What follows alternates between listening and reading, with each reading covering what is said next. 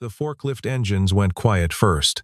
Then the whispers. Owen Whitfield stood on the dock floor at Falcon Freight, phone in his fist instead of his badge, while Preston Kane read the termination notice like a man enjoying it.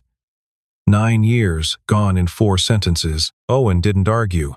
He unclipped his badge, set it on the folding table, and walked into the parking lot. He dialed one number.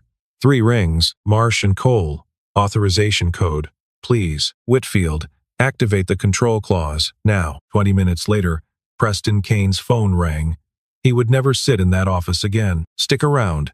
The truth in this one takes its time catching up with the man who buried it. That morning had started like every other morning for 9 years, which was to say it started with silence and a coffee maker that groaned before it ever poured. Owen Whitfield was awake by 5, in the kitchen by 5 to 10, and standing over a griddle by 5:15, flipping pancakes for a 9-year-old who wouldn't be up for another 40 minutes. He liked the quiet of it. He liked having something to do with his hands before the day asked anything else of him. Ruby came down at 6, hair in 2 uneven braids she'd done herself, backpack already on. She climbed onto the stool at the counter and studied her father with the seriousness only children can manage before breakfast. "You look tired," she said. "I'm always tired," Owen said. "It's part of the job." "Which job? Doc or Dad?" "Both. They don't take turns." She grinned around a bite of pancake, and Owen let himself have that.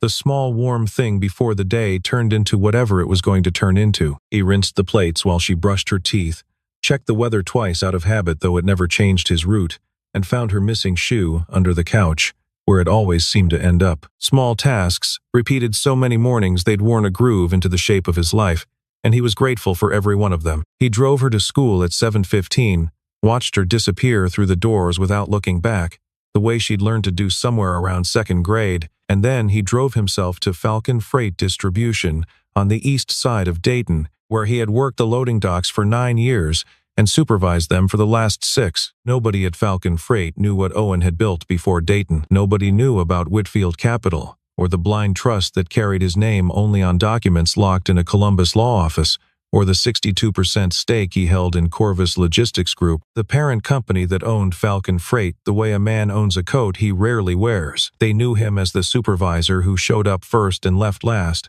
who remembered which drivers had kids and which ones were going through something, who never raised his voice because he never needed to. Delaney Whitcomb knew him as a line item. She was 36, the regional vice president of operations for Corvus Logistics, and she had inherited the Dayton branch 8 months earlier, along with a stack of performance reviews she hadn't finished reading. She walked the dock floor that Monday morning in a blazer that didn't belong near diesel fumes, clipboard in hand, checking load times against a spreadsheet that made less sense the longer she stared at it. "Whitfield," she said, finding Owen near Bay 4. "Your numbers are clean again this quarter. How do you keep this floor moving faster than every other branch and still pass every safety audit?" "I don't do anything special," Owen said. "I just don't cut corners when nobody's watching." She almost smiled at that. Almost. Preston Kane arrived an hour later, and the temperature of the building changed the way it does before a storm nobody's been warned about. Preston was the national vice president of operations, based out of Columbus, a man who wore his authority like cologne, too much of it and impossible to ignore. He found Delaney in the break room, with a folder already open in his hand. "We have a problem," he said. "Whitfield's safety file. 2 flagged incidents this year. Forklift near miss in March. Unsecured pallet load in June. Corporate wants it handled before the quarterly board review." Delaney frowned. "I've never heard about either of those. He's the most careful supervisor on this floor. The paperwork says otherwise. And paperwork is what the board reads, not your gut feeling about the man." Preston set the folder on the table, tapped it twice. "I need a termination signed by end of day. This comes from above me, Delaney. You understand what that means? I'd like to talk to him first. Hear his side before I sign anything with his name on it. There's no time for a sit-down, and frankly, it isn't necessary. The documentation speaks for itself." Preston's smile didn't reach his eyes. "You're new to this branch. I'd hate for your first quarter here to be remembered for missing a compliance deadline over a warehouse worker's feelings." She wanted to push back harder, but 8 months into a job she'd fought for, with a national vice president standing over her shoulder using the word compliance like a threat, she felt the ground under her argument give way. She didn't sign it right away. She read through the file twice, something snagging in the back of her mind that she couldn't name yet, a wrongness in the dates that she didn't have time to chase down with Preston standing over her shoulder, and the quarterly deadline breathing down both their necks. In the end, she signed it the way people sign things they've been told they have no choice about. Hand steady, stomach not. She found Owen at Bay 4 again, 20 minutes before the shift ended, and she made herself say it to his face instead of hiding behind an email. Owen Whitfield, I'm sorry. Effective immediately, your employment with Falcon Freight is terminated. I don't fully understand this file, but I have to act on it. Owen looked at her for a long moment, not with anger, just a kind of tired recognition, like a man watching a storm he'd seen building for a while finally break. I understand, he said. You're not the one who wrote that file. He unclipped his badge. He didn't ask for an explanation, because he already suspected he wouldn't get an honest one from Preston Kane, and something in Delaney's face told him she wasn't lying to him, only repeating a lie someone else had handed her. He walked out to the parking lot under a gray Ohio sky, and he reached for the phone in his jacket pocket and dialed a number he had kept saved for years and hoped he'd never need to use. The lawyer's voice on the other end was clipped, professional, already moving before Owen finished his sentence. Mr. Whitfield. It's been a while, too long, Owen said. I need the control clause activated. Corvus Logistics, Falcon Freight subsidiary. Today, there was a pause, the sound of a chair rolling back, papers shuffling. You understand what that triggers. Once we activate, this isn't quiet anymore. The board gets notified within the hour. Your name becomes visible to people who currently believe you sell insurance in Michigan. I know what it triggers. May I ask why now? You've had 2 other terminations you could have contested and didn't. Convene the board in Columbus. Tomorrow morning, whatever time works. I want Delaney Whitcomb there. She's the one who signed the termination, and she deserves to hear why from someone other than the man who handed her the pen. Understood, Mr. Whitfield.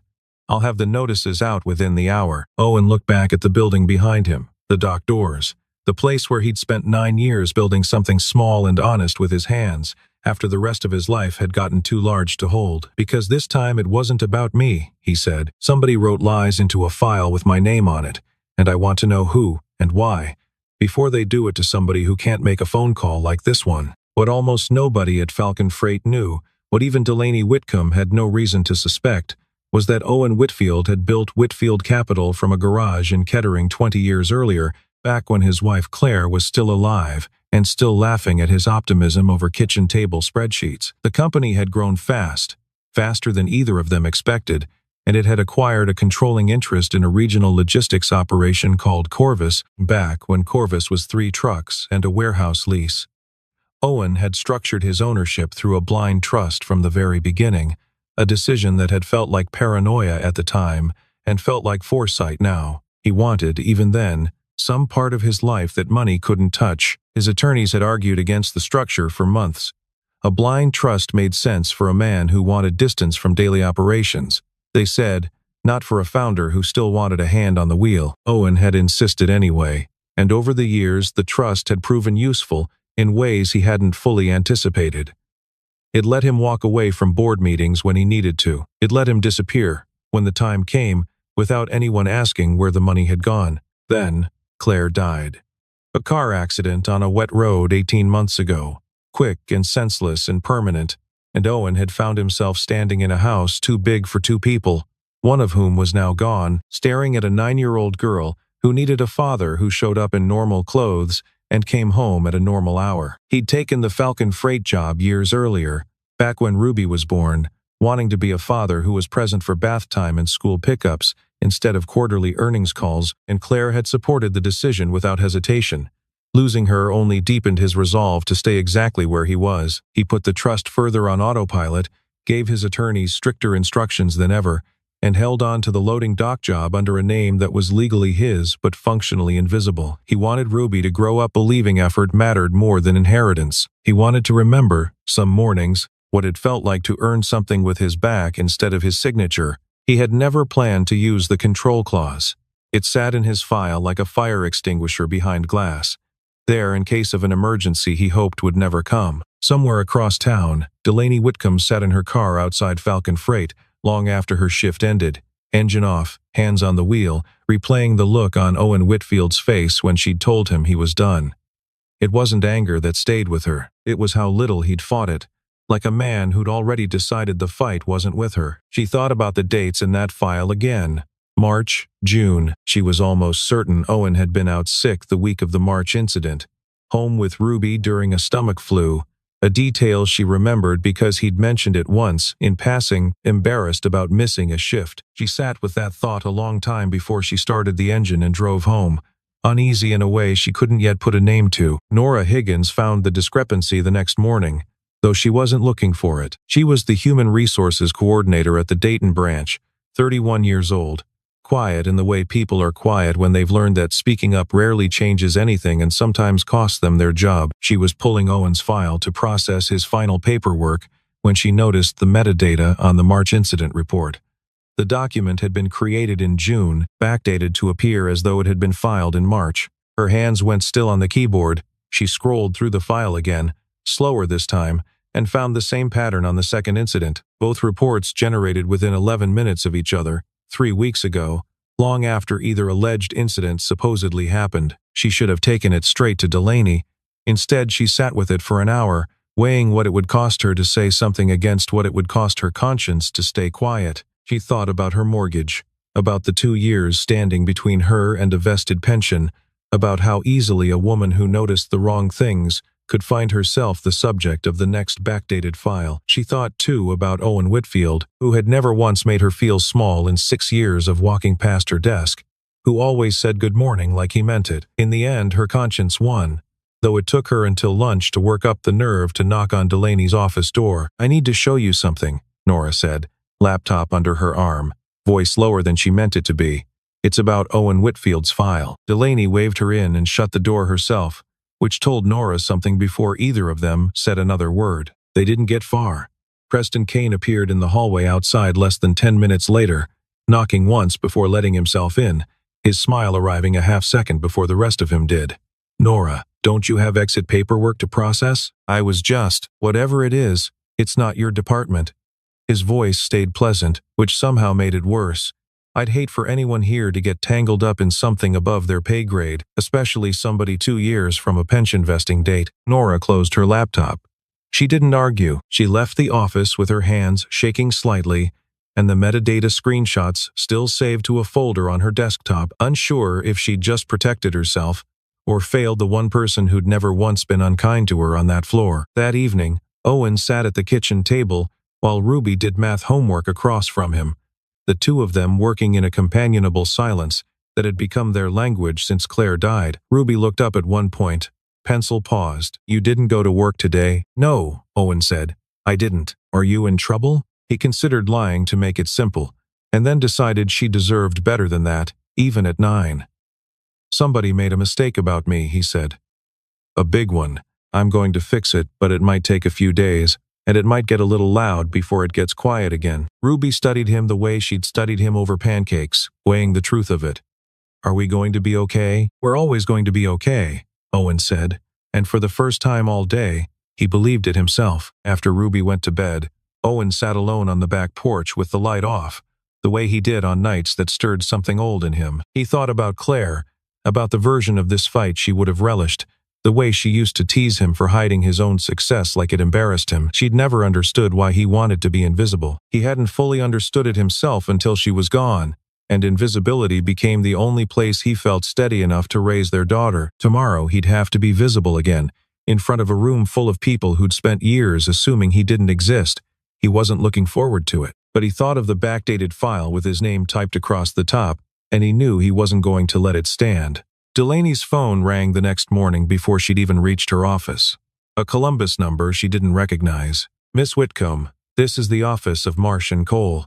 We represent a controlling shareholder of Corvus Logistics Group, who has requested your presence at an emergency board session tomorrow morning, 9 o'clock, the Columbus headquarters." "I'm sorry, a shareholder requested me specifically?" "Yes, ma'am.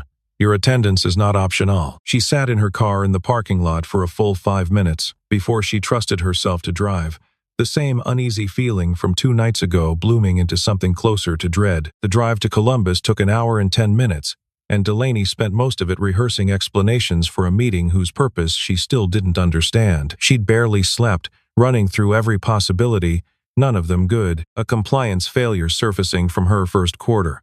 A merger she hadn't been briefed on. Her own termination, maybe, dressed up as a courtesy instead of an ambush. The Corvus Logistics headquarters occupied 4 floors of a glass building downtown, and when she stepped off the elevator into the executive conference room, she found it already half full.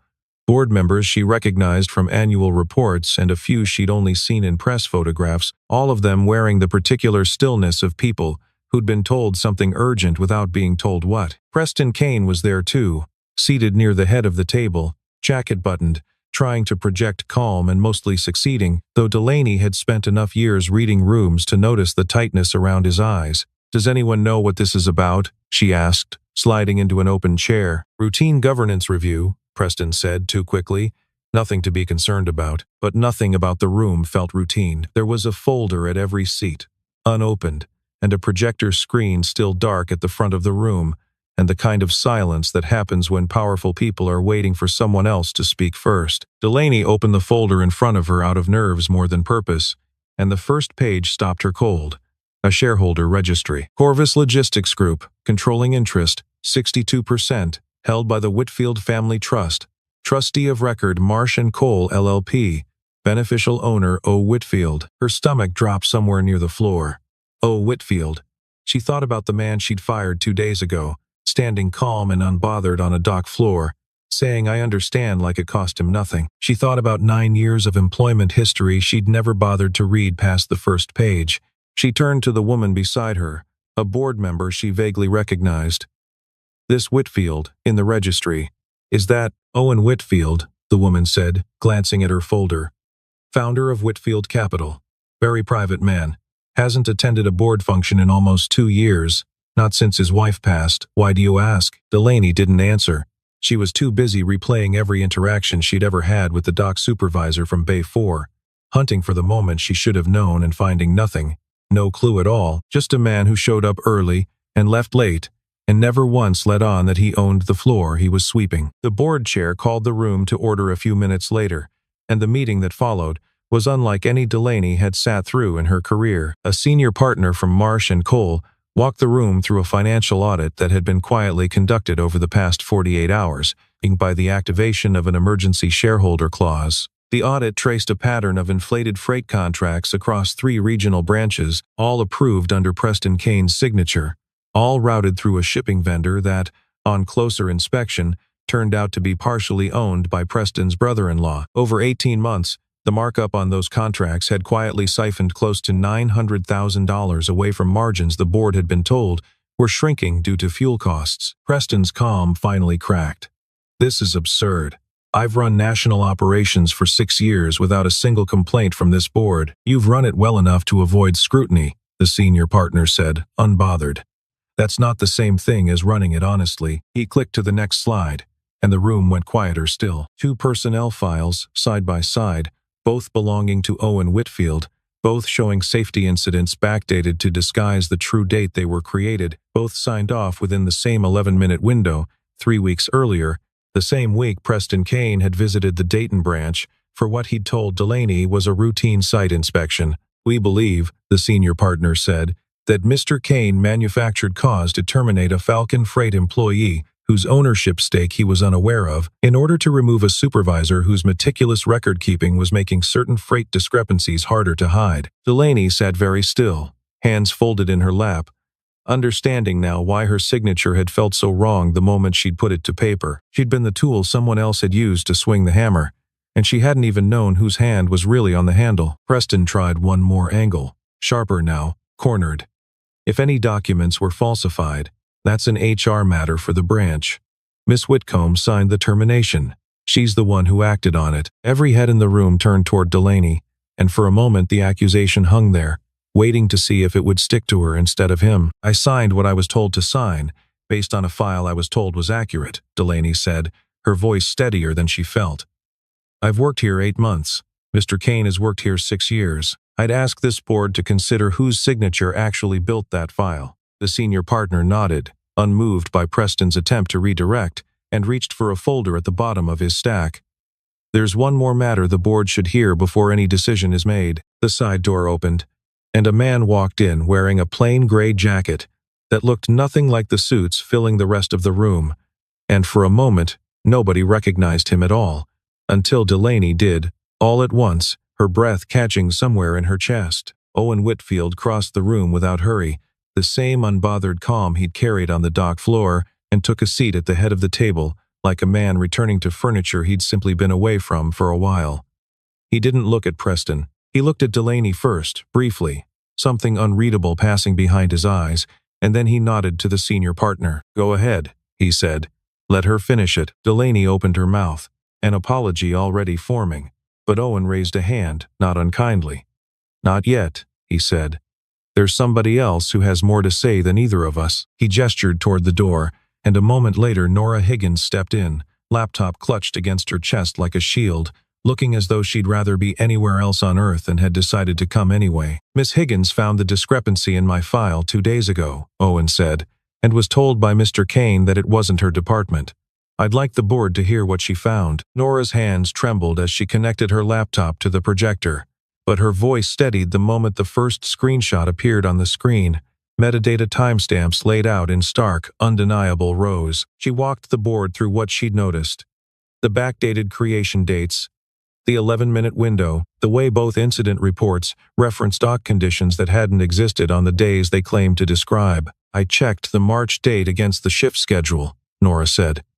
"Owen Whitfield called out sick that entire week. He wasn't even in the building the day this report says he caused a forklift near miss." The room was silent except for the hum of the projector fan. Preston's face had gone the color of the folder in front of him. A board member near the window leaned forward. "Miss Higgins, why didn't you bring this to the board directly rather than waiting?" "I tried to bring it to my regional VP," Nora said. "I was told it wasn't my department. I didn't have a way to reach this room on my own. I'm not sure I would have found the nerve even if I had." "There's more," Nora said, and Owen watched her find a courage he suspected she hadn't known she had until that exact moment. "The freight vendor mentioned in the audit, the one connected to Mr. Kane's brother-in-law. I cross-referenced it against dock intake logs going back 14 months. Every shipment routed through that vendor was logged by Owen Whitfield personally, because he insisted on double-checking incoming freight weights himself. If anyone was going to notice the numbers didn't add up, it was always going to be him. I think that's exactly why Mr. Kane wanted him gone." Preston stood so fast his chair scraped backward across the floor. "This is a coordinated attack. She's been coached. He's been coached." He pointed at Owen. "You planted an employee in your own warehouse to spy on operations, and now you're staging a public humiliation because your ego couldn't take being treated like a normal worker for once." "I wasn't spying on anyone," Owen said, voice even, unhurried. "I was raising my daughter. You made that harder than it needed to be, and then you tried to erase a man's 19-year record because he was better at his job than you were at hiding yours." The board chair called for an immediate vote on Preston's suspension pending full investigation, and it passed without a single dissent. 7 votes cast in less time than it had taken Nora to load her laptop. Security arrived within minutes to escort Preston Kane from the building. He didn't go quietly, not at first, insisting all the way to the elevator that this was a misunderstanding, that the board would regret acting on the word of a warehouse supervisor and a nervous HR coordinator, that he'd built half of what Corvus Logistics had become. Nobody in the room answered him. True to the promise made in a parking lot 2 days earlier, he never again sat in that office. Delaney watched it happen with a strange, hollow feeling in her chest, relief and shame arriving together and refusing to separate. When the room finally cleared, when the board members filed out murmuring to each other, and Nora slipped away looking equal parts terrified and lighter than she had all week, Delaney found herself alone with Owen at the far end of the conference table. "I don't know where to start," she said. "You don't have to start anywhere," Owen said. "You didn't write that file. You didn't backdate anything. You believed the wrong person, and you weren't the only one in this building who did. I still fired you. To your face. I meant every apology I gave you on that dock floor, and it still wasn't enough." Owen was quiet for a moment, weighing something. "You're not wrong for trusting someone you had every reason to trust," he said finally. "You're only wrong if you stop trusting your own judgment because of it. That file bothered you before Nora ever walked into your office. You told me so yourself, without meaning to. The day you signed it. I could hear it in your voice." Delaney looked at him for a long moment, seeing him differently now. Not the anonymous dock supervisor she'd fired on a Monday morning. Not the mysterious name on a shareholder registry, but simply a man who had waited 9 years for a fight he clearly hadn't wanted, and had only picked it up when someone tried to hurt more than just him. 3 days later, Delaney drove back to Dayton with a folder of her own, this one containing a formal offer of reinstatement, full back pay, and a written apology from Corvus Logistics Group. She found Owen at home this time, not at the warehouse, in a modest ranch house on the edge of town, with a basketball hoop over the garage and a bicycle with training wheels leaned against the porch rail. He read the offer at his kitchen table, unhurried, the same way he seemed to do everything, and then he set it down. "I appreciate this," he said. "I don't want the supervisor job back." Delaney blinked. "I don't understand. It's your company. You could take any job in the building." "That's exactly why I don't want it," Owen said. "The moment I go back with everyone knowing who I am, it stops being a job and starts being a performance. I liked being the guy who showed up early because he wanted to, not because a title required it." He paused. "But I'd take a different offer. Stay on as a consultant for the Dayton branch. Help rebuild the safety reporting system so nobody's file can be quietly rewritten again, and I'd want you running it. You handled that boardroom better than most people twice your age would have. You're offering me a promotion 2 days after I fired you." "I'm offering you a job because you're good at it," Owen said. "The firing was somebody else's lie. I try not to hold people accountable for other people's lies." It was Ruby who broke whatever formality remained between them, wandering into the kitchen in socked feet and stopping short at the sight of a stranger at the table. "Is this the trouble you were talking about?" she asked her father, looking Delaney over with the same frank assessment she gave everything. "This is the trouble getting fixed," Owen said. "Delaney, this is my daughter Ruby. Ruby, this is Miss Whitcomb. She used to be my boss." "Used to be," Ruby repeated, delighted by the phrase. "Are you staying for dinner? Dad makes really good spaghetti when he's not stressed about work stuff." Delaney glanced at Owen, half expecting him to rescue her from the invitation, and found instead that he was watching her with an expression that wasn't rescue at all. Something quieter, something that looked a little bit like hope he wasn't ready to name yet. "I'd like that," Delaney said. "If your dad doesn't mind." "He doesn't mind," Ruby said, already heading for the pantry. "He never minds when people stay." The formal investigation into Preston Kane closed 5 weeks later. Corvus Logistics terminated him for cause, forfeiting the severance package his contract would otherwise have guaranteed, and referred the vendor fraud findings to the district attorney's office for review. Delaney read the closing memo standing in the Dayton break room, the same room where Preston had once told her a fabricated file was simply paperwork the board would read. She felt no satisfaction in it, only a quiet settling, the sense of a door finally closing on something that should never have been left open in the first place. Over the following weeks, the two of them fell into a working rhythm neither had quite expected. Delaney relocated her office to the Dayton branch 3 days a week, and she and Owen spent long afternoons rebuilding the safety reporting protocol from the ground up, cross-checking every file that had passed through Preston Kane's hands over the past 2 years, restoring 3 other employees whose records, it turned out, had been quietly altered the same way Owen's had been. One was a forklift operator named Deacon who'd been passed over for a promotion based on a fabricated tardiness log. Another was a young mother on the packing line whose maternity leave had been mischaracterized as unauthorized absence. Each correction felt smaller than the last, and each one mattered exactly as much as the first. Nora Higgins was promoted to branch HR director, a title she wore at first like a coat 2 sizes too large, and grew into within a month, steady and sharp,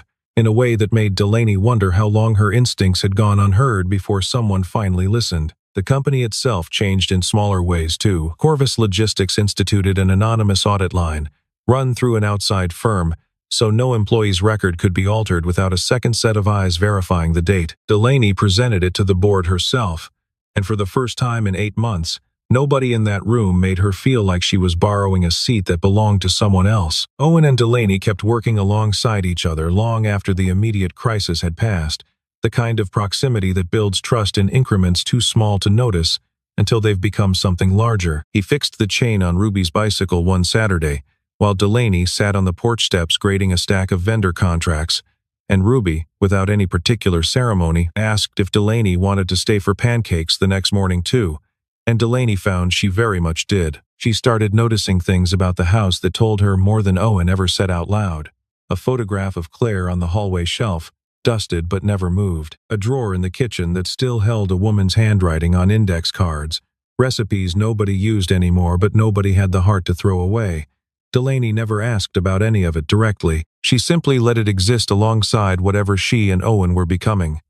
Understanding. In a way she couldn't have explained a year earlier, that grief and new beginnings could share the same house without one crowding out the other. One evening, after Ruby had gone up to bed and the dishes were drying in the rack, Delaney found herself telling Owen something she hadn't told anyone at Corvus. She'd taken the Dayton position after a divorce that had quietly gutted her confidence. A marriage where she'd spent 6 years being told her ambition was the problem. She'd fought for this branch because she needed to prove, mostly to herself, that she could run something without anyone standing over her shoulder rewriting the terms. "That's part of why I hate that I signed that termination," she admitted. "It felt like I'd become the thing I left." Owen didn't offer easy comfort. He just listened, the way he seemed to listen to everything, like her words mattered enough to sit with instead of immediately fixing. "You didn't become anything," he said finally. "You caught it. Most people wouldn't have noticed the dates were wrong in the first place. You did, even before you knew why it mattered." It wasn't a grand moment. No music swelled, no hands touched. But something settled between them that night, a kind of trust that didn't need announcing. Neither of them said anything about what was growing between them, not for weeks, not through the shared coffee at 7 in the morning, or the long drives back from Columbus after board meetings that ran too late, or the evening Owen taught her, patiently and without judgment, how to throw a spiral to a 9-year-old who wanted to play catch before dinner. It lived instead in the small things. The way Owen always poured her coffee before his own, in the way Delaney started leaving her blazer in the car and walking the dock floor in jeans, the way Ruby had started drawing 3 figures in her family pictures instead of 2. On a Friday evening, 6 weeks after the board meeting that had upended both their lives, Owen and Delaney stood together near Bay 4, watching the last truck of the day pull out under a sky gone orange at the edges. The warehouse had changed since Preston Kane's suspension, not in any way a stranger would notice, but in every way that mattered to the people who worked there. Reports were filed the day they happened. Nobody flinched when a supervisor walked the floor. Trust, once broken, had been rebuilt one honest signature at a time. Delaney had a folder tucked under her arm, the last one of the day, this one containing nothing more urgent than next quarter's maintenance schedule. She'd started carrying fewer folders that felt like verdicts and more that felt like plans. It was a small distinction, but she noticed it, the way she noticed most things about the last 2 months. "You ever miss it?" she asked. "Being just the guy who fixed the pallets nobody else wanted to fix?" "Some days," Owen admitted, "but I don't miss pretending the rest of it didn't exist." That got heavier every year, not lighter. Ruby came running down the loading ramp, still in her school backpack, and grabbed one of each of their hands without a word, the way children do when they've decided something the adults haven't caught up to yet. Owen looked at Delaney over their daughter's head, and Delaney looked back, and for a long moment neither of them said anything at all, because nothing needed saying. The silence between them wasn't empty anymore. It hadn't been for weeks. He hadn't made that phone call from the parking lot to reclaim a company, or to win a fight, or to prove a point to a man who'd never once earned the truth. He'd made it because somewhere between the coffee maker groaning at 5 in the morning and a 9-year-old asking if they were going to be okay, he'd remembered exactly what was still worth protecting, and he wasn't going to let anyone quietly take it from him again.